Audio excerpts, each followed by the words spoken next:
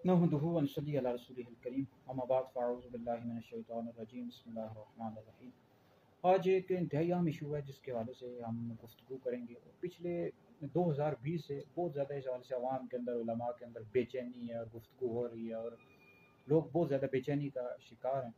तो इस हवाले से हमने मुनासिब समझा कि इस हवाले से हम चंद निकात चंद बातें इस हवाले से सामने रखें।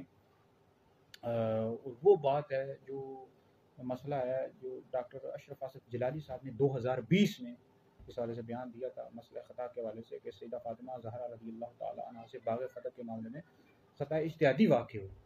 तो इस हवाले से हम कुछ मेरे जहन में निकात आए हैं वो सामने रख देता हूँ। जो बातें हैं वो रखता हूँ। तो लेकिन सबसे पहले जो अहले सुन्नत का अक़ीदा है कि अम्बिया अलैहिस्सलाम और जो फ़रिश्ते हैं ये मासूम हैं, गुनाहों से मासूम हैं, और बाकी सहाबा इकराम अलैहिम रिज़वान और अहले बैत हों ये महफूज हैं, मासूम नहीं। ये अहले सुन्नत का यही अक़ीदा है। और दूसरी बात यह है कि अहले सुन्नत का ये अक़ीदा है कि अम्बिया अलैहिस्सलाम के बाद सबसे अफ़ज़ल अबू बकर हैं, फिर उमर हैं, फिर उस्मान हैं, फिर अली हैं। जो शख्स मौला अली को अबू बकर उमर से अफ़ज़ल करता है ऐसा शख्स गुमराह बद्दीन और अहले सुन्नत से खारिज। ये दोनों अक़ीदे मैंने इस वजह से वाज़ेह किए कि डॉक्टर जलाली साहब के पास शागिर्द हैं, उनको हमने सुना है वो बाज़ औक़ात तो कहना शुरू कर देते हैं कि ये तफ़ज़ीली है, राफ़ज़ी है, इस तरह की बातें। तो ये अक़ीदे मैंने दोनों वाज़ेह कर दिए ताकि इस हवाले से हम पर कोई इल्ज़ाम न लगाए। अब जो पहली बात है वो ये है कि डॉक्टर अशरफ आसिफ जिलानी साहब से मेरा पहला ये सवाल है, और हम दर्द दिल दर्द दिल लेकर ये सवाल कर रहे हैं डॉक्टर साहब से।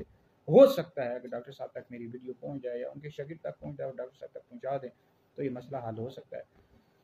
तो डॉक्टर साहब से पहला सवाल है कि आप 5 मिनट में या 10 मिनट में ये मसला हल कर सकते थे, जो बेचैनी या उलमा या अहले सुन्नत के दरमियान या अवाम के दरमियान बेचैनी को आप ख़त्म कर सकते थे, वो किस तरह?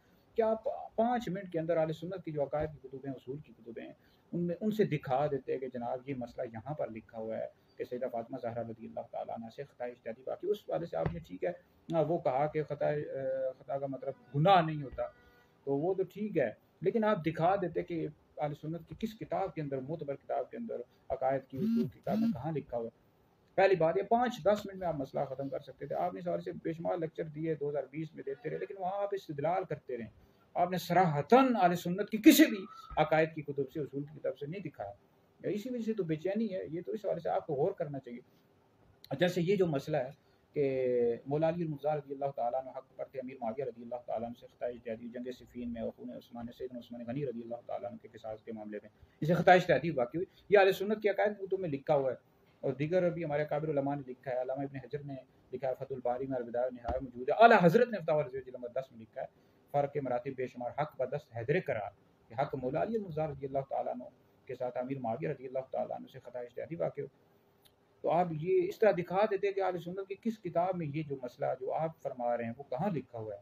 ये बेचैनी सारी ख़त्म हो जाती। जैसे ये जो नारा था बेख़ता बेगुनाह हज़रत मुआविया दाऊद इस्लामी के पीर ने लगाया, उस वाले साहब ने भी फ़तवे लिखे थे, भई ये अहले सुन्नत का नज़रिया ही नहीं है।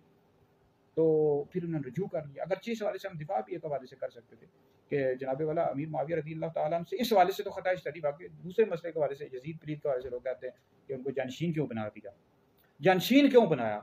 तो हम कहते हैं भाई उनको नहीं पता था, बाद में यज़ीद पलीद के हालात ख़राब हुए। तो इस हवाले से हम कहते इस नारे का दिफा भी कर सकते थे। बहरहाल दाऊद इस्लामी की जो पीर थे इन्होंने रुजू कर लिया था। इस वाले से हमने फतवे भी लिखे थे। तो अब अगर कोई ये नहीं मानता, कहता है अमीर मुआविया रज़ी अल्लाह ताला अन्हु से ख़ता इज्तिहादी नहीं हुई, तो उस हवाले से देखो कितना शोर मचता है। ये तो सराहतन अहले सुन्नत की अकायद किताबों में लिखा हुआ है। तो इस हवाले से कितना प्रेशर डालते हैं उलमा अहले सुन्नत, और हम सारे सब ने डाला कि रुजू करो।